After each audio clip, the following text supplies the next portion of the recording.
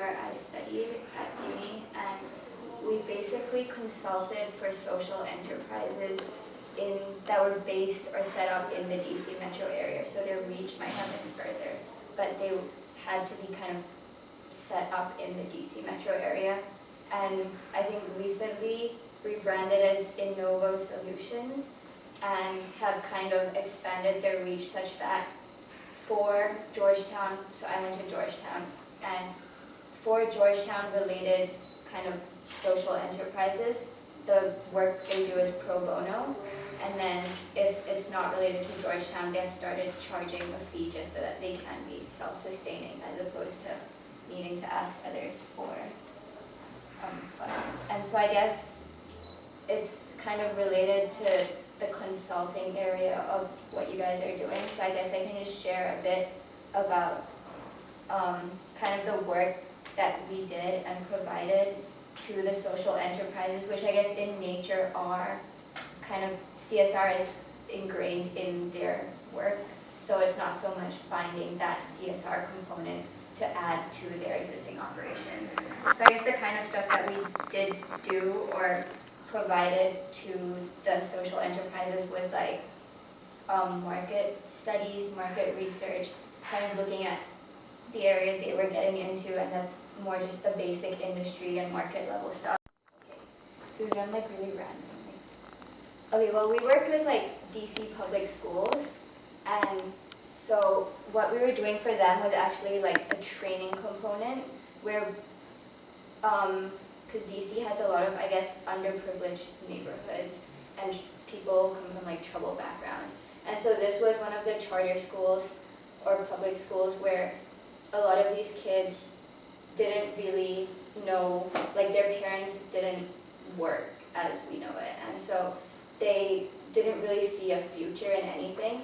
So the school wanted to provide them with training and kind of university counseling, which is something that I guess a lot of us take for granted because that's kind of just the next step that we're going to take.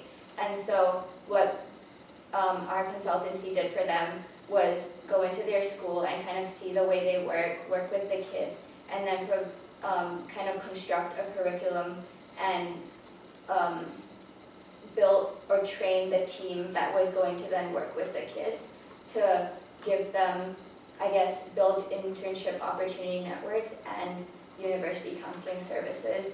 So that's, I guess, more on the operations side and kind of going in and seeing, you know, how they can add to their existing, what they were doing, teaching the kids, but also giving them a future to look forward to.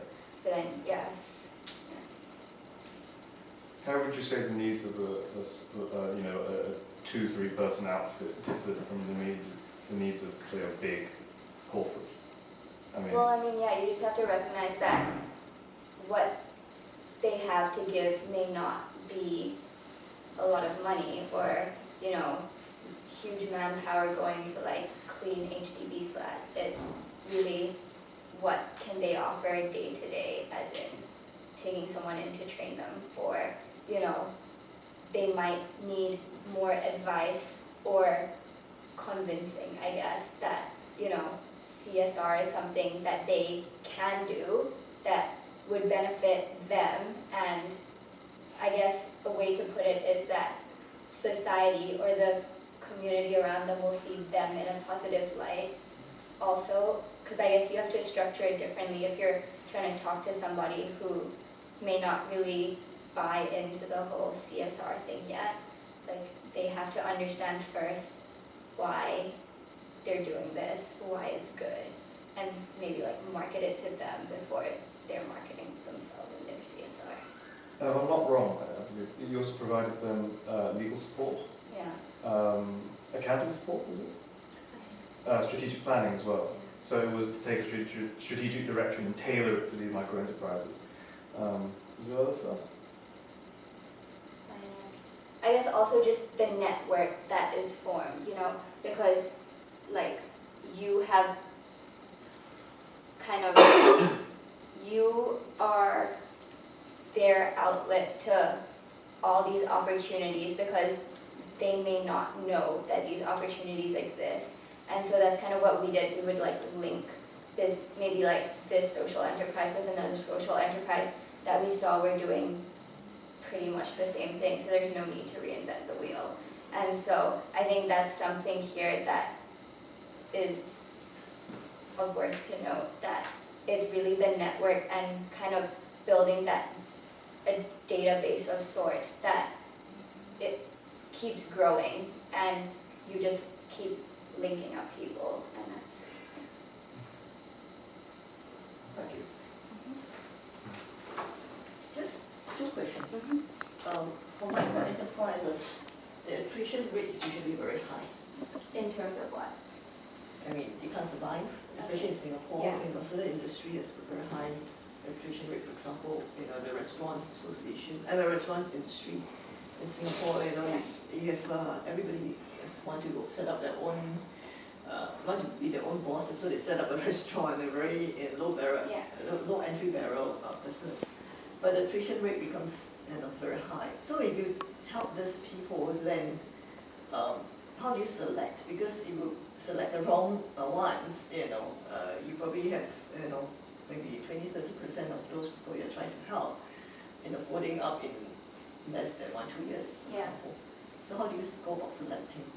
And you don't charge them, right? You only charge selected ones who operate outside, that Georgetown, right? Now, then how do you fund yourself? So I guess I'll answer the second question first. Because it was a student-run organization, I guess we had access to funds from the school, and everybody who was doing the work was doing the work because they wanted to do it. Even so they're not paid in a way? Exactly. Okay. No, nobody got paid. Lawyers were not paid. Nobody got paid. That's the thing. And that's, I guess, kind of why our model worked. And anything that needed funding would then, that's another thing that we did, was that we wrote applications for grants for people who could not, didn't have the knowledge to write their own grant applications. So that's something that we helped them with. So to get the funding that they needed to do whatever we suggested they need to do, that was kind of, we didn't fund anything as such. Yeah. And I guess, your first question on attrition rate. How do you select, who you help? Yeah, so what we were doing was consulting for social enterprises. Okay. And so we went out to look for them, but they also came to look for us.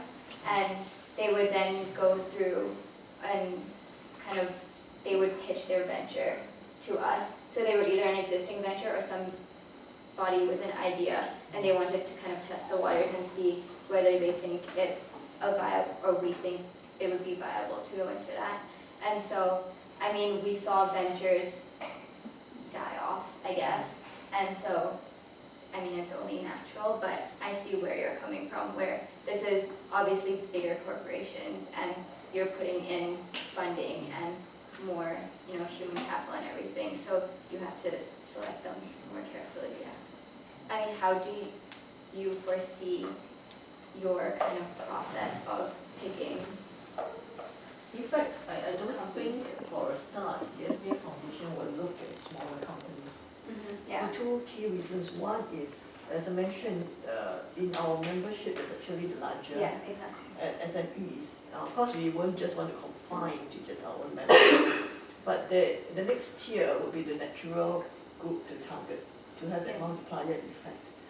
And two is to look at the micro, SMEs. I think that micro enterprises companies would be very challenging because there's so many of them. The reach, itself is a challenge.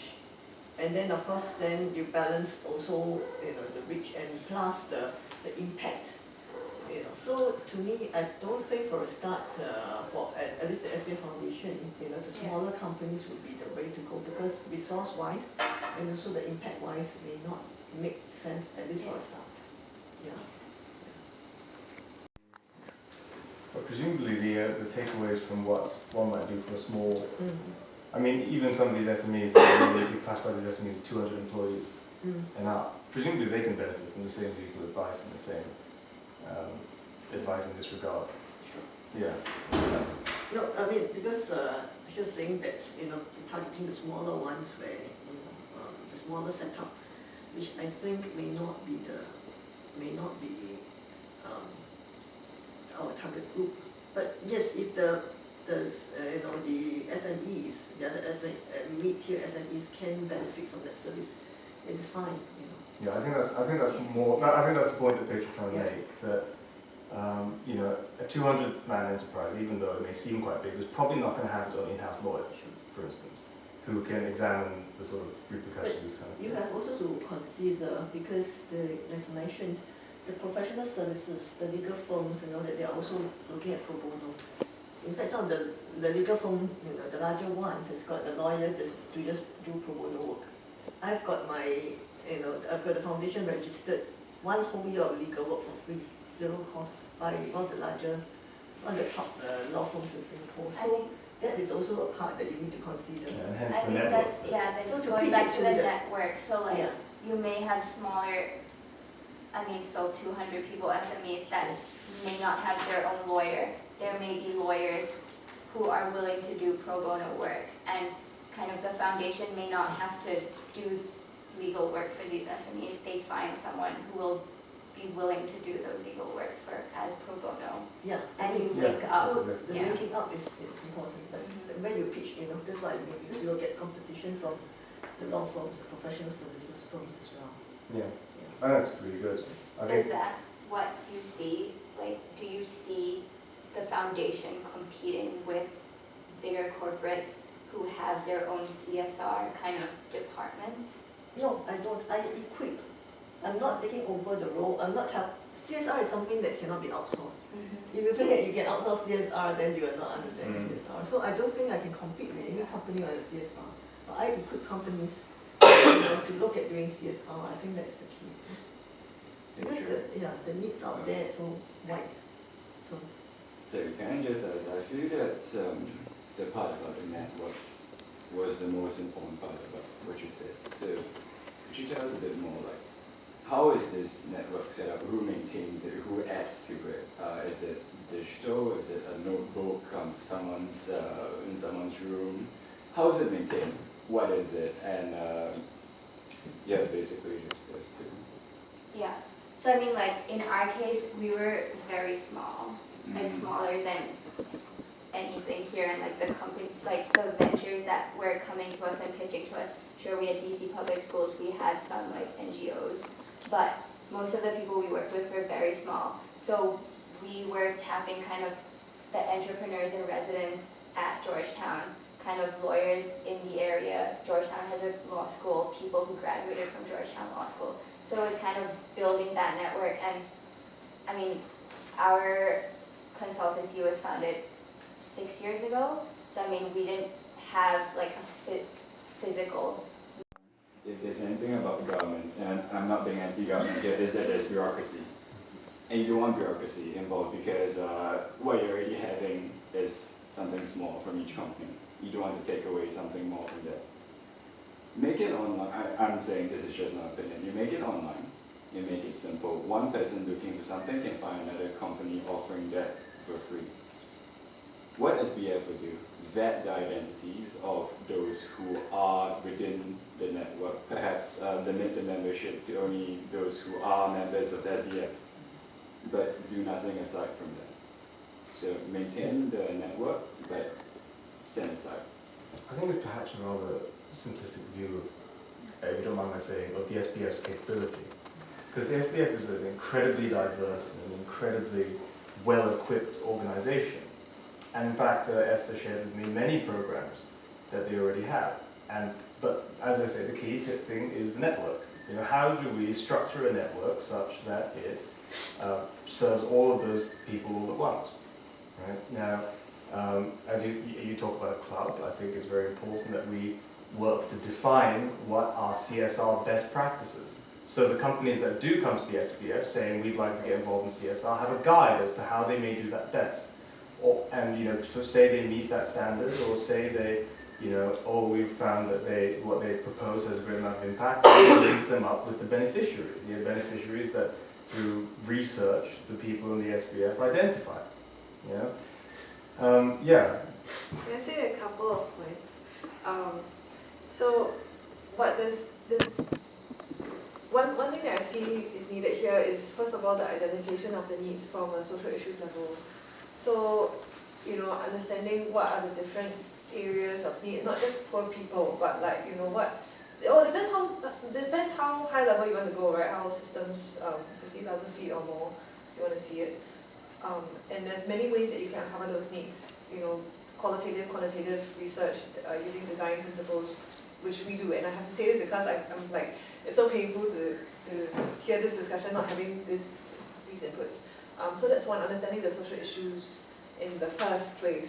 Because with all the resources you can amass, what need are you actually meeting, or any need at all. Second is the role of a translator. So being able to say, okay, these are the various needs we have identified. So how do you translate that to a General Mills type engagement, where you say, okay, supply chain strength from these guys, or distribution strength from Coca-Cola, and so on and so forth. And that role of translator, I think, is super important because it's that part of the uncomfortable siloness that exists right now between the business industry side. So I used to be in private equity, so it's a very small part of the finance industry, right? So I admit that.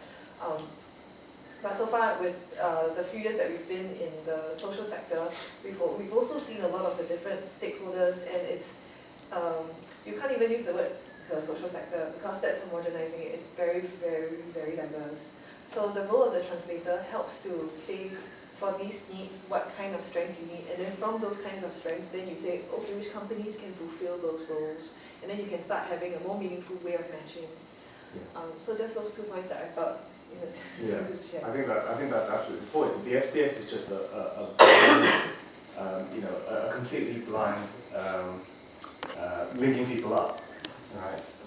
You fail to really maximize the input. You've got people coming to you with very good aims, and perhaps that's the guidance that Esther talks about.